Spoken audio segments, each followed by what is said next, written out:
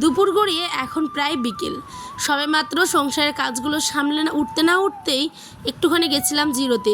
বিকেলবেলা মানেই তো একটুখানি জিরোনো, তাই না? সারাদিনের ক্লান্তি, গোছগাছ, রান্নাবান্না সমস্ত কিছু সামলে নেওয়ার পরেও যখনই একটুখানি বসতে যাই তখনই দেখো না আসল ঝামেলার কাজ শুরু। তখনই বর থলে ভর্তি করে নিয়ে আসলো এক গাদা ছোট মাছ। এই যে দেখো, আর আজ দেখো জিম্মা আছে, আজ দেখো পোষা করে থেকে বাবা লাভ নেই। যখনই এই ছোট ছোট মাছগুলো একটু একটু করে লাফাচ্ছিল, মানে সমস্ত মাছগুলোই জ্যান্ত, তো দেখে না মনটাও যেন আনন্দ হয়ে গেল। তখন ভাবলাম চলো কোমর বেঁধে আবার লেগে পড়ি হচ্ছে নিজেদের কাজে। ছোঁয়া দেওয়ার চেষ্টা করছি। দেখো এখানে লিখেছে আয়ানের বাবা, এটা আয়ান, এটা আয়ানের মা। থাম্বনেল দেখে তো বুঝেই গেছো এত বড় সাপের মানে হাত থেকে কীভাবে বাঁচলাম। আজ সেটা নিয়ে আমার এই ব্লগ। হ্যালো এভরিওয়ান, কেমন আছো? উত্তর দিনাজপুর জেলা থেকে আমি পাইল আমার ব্লগে তোমাদের সকলকে স্বাগত। কেমন আছো গো তোমরা? কমেন্টে জানাতে ভুলবে না কিন্তু। দেখো না সকাল থেকে উঠে আমার দাঁতের এই জায়গাটা না, গোড়াটা প্রচণ্ড ব্যথা, এত পেন হচ্ছিল যে কি বলবো। আমি অতিরিক্ত ব্যথা না সহ্য করতে পারি না। এটা জাস্ট একটুখানি সহ্যের মধ্যে আছে, সেই কারণেই চুপচাপ আছি। আইন বাবা বলে কি, এই যে নাও মাজন, এটা হচ্ছে দন্ত মাজন, দেখতেই পাচ্ছ বাপি দত্ত মাজন। এই মাজনটা দিয়ে নাকি ব্রাশ করলে আমার ব্যথাটা অনেকটা কমে যাবে দাঁতের। আয়নের বাবার তো সেই ধারণায়, তাই গ্রামের লোকেরা কিন্তু বেশিরভাগ দেখবে টুথপেস্টের মধ্যে এই মাজনটাকে ইউজ করে। আয়নের বাবা করে, কিন্তু আমি আবার কলগেটেই ইউজ করতাম। যাই হোক চলো এখন মাজন দিয়ে আজ করে দেখবো। আয়নের বাবা এখন যাচ্ছে হচ্ছে হাঁটাহাঁটি করতে একটুখানি মাঠের দিকে, ওই তো চলে গেল। আর এদিকে আমি দেখো না একটুখানি মাজন নিয়ে ব্রাশ করলাম, দেখছি যে না একটুখানি হালকা কমেছে আর ফ্রেশ লাগছে মুখটা। তারপরে এই কিছু না কাপড় ছিল, যেগুলো নিত্যদিনের কাপড়, এগুলো তো ধুতেই হয়, সেগুলো ধুয়ে সংসারের হাজারটা কাজ। সকালে উঠেই না কখন যে সময় চলে যায়, বিকেল হয়ে যায়, রাত্রি হয়ে যায়, বুঝতেই পারি না। সকালে উঠে সংসারের কাজ করো, স্বামী সন্তানের সমস্ত কিছু দেখাশোনো থেকে শুরু করে রান্নাবাড়ি, ঘর গোছানো, কত কাজ থাকে বলো একটা সংসারের। তোমাদেরও গল্পটা তো ঠিক এরকমই, তাই না বলো? আর তারপরেও সাপের হাত থেকে বাঁচলাম, এটা কম ব্যাপার বলো তো? জীবনে মানে কি বলবো, এরকম পদ্ধতির মানে এইরকম বিশেষ করে সম্মুখীন হইনি আমি, এরকম মানে সিচুয়েশনের সম্মুখীন আমি হইনি, এটাই বলতে চাইছি। আমি মানে কথাটাও বলতে পারছি না, এত ভয় লাগছে আমার। প্রথমে তোমাদের দেখেছি কি হয়েছিল সমস্ত কিছু শেয়ার করছি, তার আগে দেখো এই যে এগুলোই সবজি আছে, তো ভাবছি মুসুর ডাল দিয়ে করবো। এই যে ঝিঙে, তারপরে আছে তোমার পটল, এই যে এগুলো দিয়ে এখন আমি সবজি করব। তো আয়নের বাবা তো গেল হাঁটি করতে মাঠের দিকে, জমি টমি দেখতে, আর আমি এদিকে কিন্তু ভাত আর মুসুর ডাল, আলু আর ঝিঙে পটল একসাথে সব দিয়ে সবজি করবো, কারণ সবজি বেশি নেই, তাই মুসুর ডালটা দিতে হবে। তো গলা যেহেতু, দাঁত যেহেতু প্রচণ্ড ব্যথা, কাজ করতে অসুবিধা হচ্ছে, পরশনি দিয়ে জায়গাটা ব্যথা করছে। তো যাই চলো, কী করা যাবে, রান্না তো করতে হবে তাই না, চলো। দিনটা ছিল বুধবার, তো সবজি প্রায় শেষের দিকে, যখন এক সপ্তাহের সবজি প্রায় নিয়ে আসে না হাট থেকে, তখন এই বুধবার দিনটা গিয়ে না সবজি একদমই কমে যায়। তখন ভাবি কি রান্না করব, তো দেখি ফ্রিজে পড়েছিল কয়েকটা ছোট ছোট ঝিঙে, তো সেটা আলু আর একটু পটল দিয়ে আজ মুসুর ডাল দিয়ে করবো একটা কষা কষা তরকারি। চলো আমার সবজি ধোয়া কমপ্লিট, এখন চটপট করে গিয়ে আগে রান্না করি। সকালবেলাটা না হাজার ব্যস্ততার মধ্যে দিয়েই কাটে, কেন বলো তো? সকালে উঠে বাসি কাজ করো, রান্নাবাড়ি করো, সমস্ত কিছু সামলে সমস্ত কিছু করে তুমি টাইম মতো পাঠাতে হয়। এদিকে আবার আমাকে ডাবল খাটনি করতে হয়, কেন? আমার হাজব্যান্ড আবার এক টাইম রুটি খায়। তো এখন দেখো না, আজ বলেছে আমি সকালে ভাত খাবো আর দুপুরে রুটি মানে খাবো, তুমি কি করে দিতে পারবে? তা আমি হাসি হাসি মুখ করে বললাম কেন পারবো না, তুমি যখন খেতে চেয়েছো অবশ্যই পারবো। তো দেখো আমি যেমন কথা তেমনটাই বসে গেছি, ভাত তরকারি কিন্তু ওদিকে হচ্ছে, ঠিক আছে। আর এদিকে আমি কিন্তু কয়েকটা রুটিও কিন্তু বেলে নিচ্ছি, বেশি না, 3টে জাস্ট বানাবো, ওই শুধুমাত্র খাবে। আমি না বিগত 2-3 দিন ধরে শুধু রুটি খেয়ে আছি, ভাত খাইনি, তাই ভাবলাম আজকে চলো সকালে আজ আমি একটুখানি ভাতই খেয়ে নিই। আমাদের গ্রামের দিকের মানুষেরা কিন্তু মানে খাটনিটা বেশি খাটে, মানে মাঠে ঘাটে চাষবাস অনেক কাজকর্ম করে, সেই কারণে হেভি খাবারটাই কিন্তু ওরা সকালে ব্রেকফাস্ট হিসেবে কিন্তু খায়। এদিকে আমি এখন ভাজা বসিয়ে দিলাম, আর ভাত কিন্তু আমার হয়ে গেল। শুধুমাত্র কাঁচা লঙ্কা, গোটা জিরে আর পেঁয়াজ কুচি দিয়েই কিন্তু আমি সবজিটা করব, কারণ আয়নের বাবা বারবার বলে শুধুমাত্র ওই বিনে মশলা দিয়ে, মানে শুধুমাত্র কাটা মশলা দিয়ে কিন্তু খাবে, কারণ ওর মশলা খেলে একদম শরীর খারাপ হয়ে যায়, সেই জন্যই। এদিকে ভাতটা হয়ে গেছে, চলো আর প্রেশারে আমি সেদ্ধ করে নিই হলুদ লবণ দিয়ে, তাহলে কী হয় বলো তো, অনেকটা টাইম বাঁচে আর গ্যাসও বাঁচে, ঠিক আছে? তোমরাও কিন্তু এরকম করতে পারো।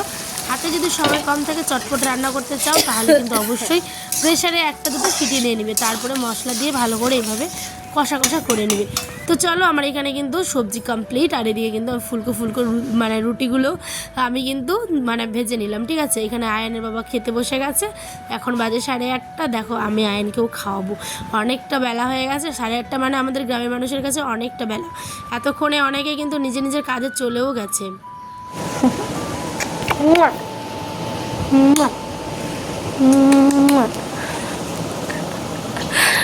দেখো দেখছে মা, মা কি মা, বেটা তোর মা কোনটা?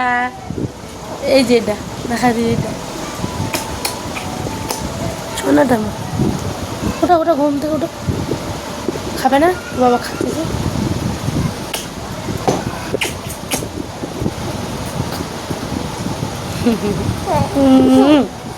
সোনাটুকু, হ্যাঁ হাসিটা দেখো, হাসিটা সোনাটাকে খিলখিল করে হাসবে, খিলখিল।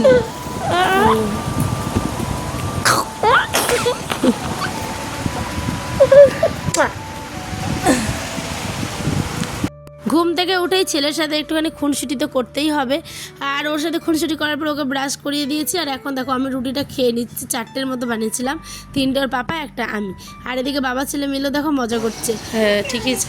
আর এই যে লোকটাকে দেখছো, এই দাদা ভাই এসেছিল আমাদের ফ্যান ঠিক করতে, কারণ তোমার দোকান তাহলে চূড়া আমাদের এত পরিমাণে খারাপ হয়েছে। তো উনি বললেন যে ওনার দোকানে নিয়ে যেতে, কারণ এখানে তো ওই জিনিসগুলো আনা হয়নি, তাই না? তো খুলবে যেহেতু ফ্যানটা গাইজ আমাদের দেখো, এই ফ্যানটার এই পাখাটা না, ওই যে উপরে একটা পাখা আছে ওই পাখাটা, ঠিক আছে। তো এটা একটা অন্য পাখা, এটা লাগানো হয়েছে, কিন্তু এই যে মোটরটা মানে ফ্যানের যে মাথাটা, এটা কিন্তু একদম খুবই হিট হয়ে যায়, যেই কারণে কিন্তু মানে আমাদের ফ্যানটা কিন্তু বন্ধ হয়ে গেছে, মানে ঘুরতেই পারছে না। এটা দেখো ঊষা কোম্পানির, কিন্তু ঊষা, ঠিক আছে, তারপরেও ঘুরতে পারছে না। চলো আমি তো রুটি খেলাম, এখন ছেলেকে আমি খাওয়াবো, ওর বাবা চলে গেল। চলো বাবা এখন খেতে হবে। তো এখন যাচ্ছি আমি হচ্ছে খিচুড়ি আনতে, মানে খিচুড়ি না শুধু ডিমটা আনতে। আর এইদিকে দেখো আমাদের মাঠে কি সুন্দর গাছগুলো আছে, তাই না? মাঠে একদম পুরো হাই হাই কর, হাই হাই কর, হাই ওর বাড়ির চা। হ্যাঁ সাপটা গাইও গাইজ, সাপটা চলে গেল গাইজ, আগে দিক দিয়ে গাইজ। মা মা সাপটা গেল গিয়ে, মা কি অবস্থা।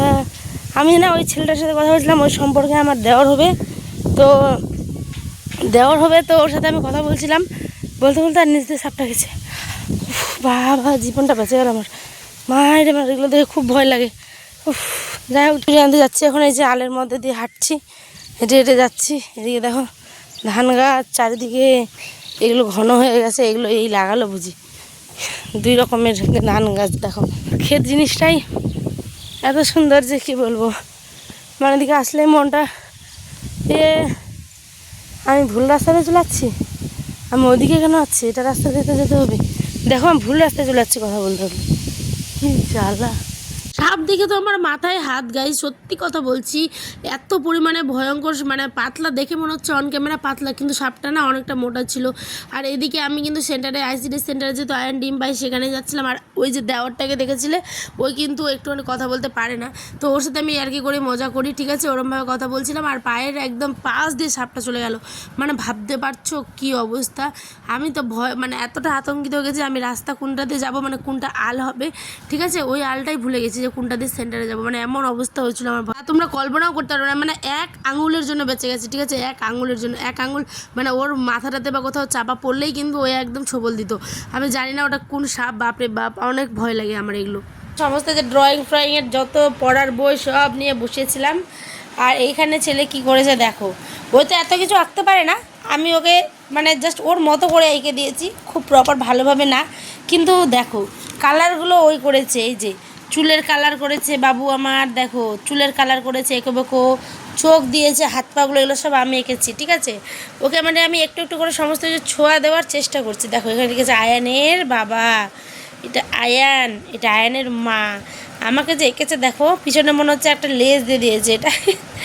যাই হোক চলো, আমার ছেলের এই ছোট্ট মোট্ট জিনিসগুলোই একটা স্মৃতি হয়ে থাকবে। এটাতে আমি ওকে অনেকটা হেল্প করেছি। আর বাকিগুলো তোমাদের দেখাই, ওই যেটা দেখো ভূতগুলো, এগুলো চুলগুলো কিন্তু ওই করেছে। এটা ওই ডাইনি বানিয়েছে, মানে রাক্ষসী যাকে বলে, এটাকে ওই জাস্ট ভয় দেখানোর জন্য বানিয়েছে, ঠিক আছে। দেখো তো বন্ধুরা, ঘুম থেকে এখন উঠলাম, উঠে নিয়ে কিন্তু আমি থাম্বেল টাম্বেল রেডি করলাম। আর এখন আয়ন সোনা ঘুমোচ্ছে। আমি ভাবছি চলো, সকাল থেকে আজ বাসন মাজা হয়নি, রেখে দিয়েছিলাম তো জমতে জমতে জমে গেছে অনেকগুলো। তো এখন সব বাসন মানে ধুবো, ধুয়ে টুয়ে তারপরে যাবো হচ্ছে আবার আমি ভিডিও আপলোড করতে। অসহ্য এই জায়গাটা ব্যথা, অসহ্য ব্যথা। তো যাই হোক চলো, তারপরে ভয়েস টয়েস দিতে হচ্ছে।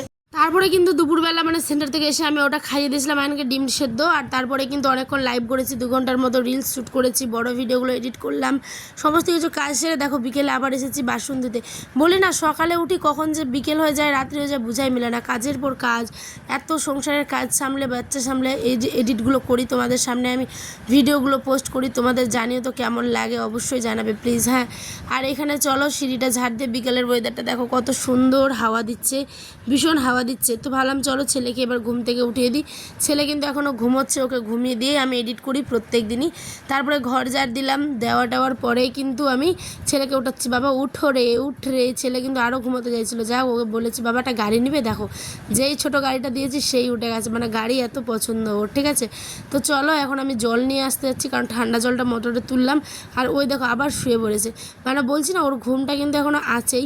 আর ওর পাপা কিন্তু এখনও আসেনি, আসবে একটু পরে।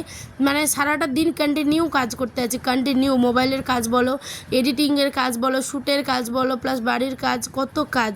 তার মধ্যে দিয়েও এই যে কাজ তো করতেই হবে বেঁচে থাকতে গেলে, তাই না। তোমাদের ভালোবাসাটাই সব। তোমরা যদি এর থেকেও বেশি ভালোবাসা দাও, তাহলে আমি এর থেকেও বেশি কাজ করতে চাই জীবনে। সবসময় আমি পরিশ্রম করেই কিছু করতে চাই, ঠিক আছে। এখানে ওকে মুখটা না ওখানেই ধুয়ে দিলাম, জাস্ট হালকা করে, বেশি জল দিইনি। তারপরে ওই আবার দেখো শুয়ে পড়ছে। আমি বলছি উঠে বেড়াতে যাবো, একটুখানি ভিডিও আপলোড করে আসবে। বলছে মাম্মা ভিডিও আপলোড। আমি বলছি হ্যাঁ ভিডিও আপলোড বাবা, চলো।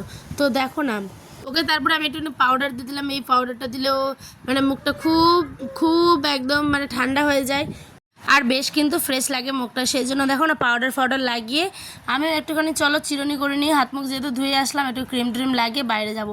মাথাটা না চিরুনি করাই হয় না, মানে চুলগুলো চিরুনি সকালবেলা ঘুম থেকে উঠে করাই হয় না, যেহেতু সকালে প্রচুর কাজ থাকে। তাই যে আমি বিকেলেই কিন্তু করি, কি বলো তো, চিরুনি করি, ঠিক আছে। বিকেলে চিরুনি করলে না বেশ ভালো লাগে, আর সকালবেলা চিরুনি করলে না মনে হয় যা দেরি হচ্ছে, কখন রান্নাটা বসাবো, মানে ভাবো এখন নিজের জন্য যে সময় বের করব, সেই সময়টুকু পর্যন্ত হাতে নেই, মানে এতটাই ব্যস্ত আমরা এখন, তাই না। সংসার জীবন হয়তো এরই নাম। আগে ছোটোবেলায় কত মানে মাকে দেখতাম এরকম তাড়াহুড়ো করতো, এখন সেই জিনিসটা নিজেকেই ফিল করতে পারি। চলো এবার আমরাও বেরিয়ে পড়ি। হাত মুখটা ধুয়ে নিলাম, গুছিয়ে নিয়েছি সমস্ত কিছু। এবার যাব আমি আর 5:30, আর এখন দেখো এলো ঝামেলার জিনিস আবার নিয়ে এসলো। মরে নাকি সব এলে। এখন কোথায় পাচ্ছ, কোথায় হাট আছে আজকে? হ্যাঁ এই সকালে পরোটা খুঁজে যাচ্ছে, দেখো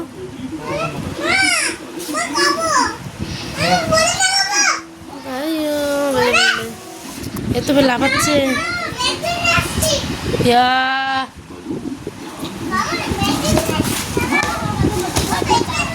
দেখো গাইস, দেখো সেরকম করতে হবে, কেন টেপ গায়ে দিতে হবে, খালি ধরে ধরে পেটটা। এটা মাঝে মনে গেছে, এটা আনবে তো বড় দাদু। বাতাস উঠে গেছে, মেঘ লেগে গেছে, এদিকে পরোটা খাওয়ার জন্য বাইরে দিয়েছে। হ্যাঁ আনবে। আয়ান তো এদিকে দেখো অনেক খুশি, যে মাছটা যেহেতু নড়ছে খুবই খুশি। এখানে কিন্তু পুরো মিক্স ছিল, কই, তারপরে হচ্ছে পুঁটি, তারপরে হচ্ছে কি বলে ট্যাংরা, চিংড়ি, আর সাথে হচ্ছে গিয়ে কি ওটা নাম যেন বলেছিল, শিঙি মাছ। তো সমস্ত কিছু একসাথে মিক্স। চলো এবার আমি কিন্তু মাছগুলোকে বেছে নিই। এত বিরক্ত লাগে যখনই একটুখানি দেখো ভিডিও আপলোড করে ভাবলাম যে একটু আরাম করবো, একটুখানি মানে টিভি দেখবো, মোবাইল চালাবো, তখনই দেখো না নিয়ে আসলো এক গাদা মাছ।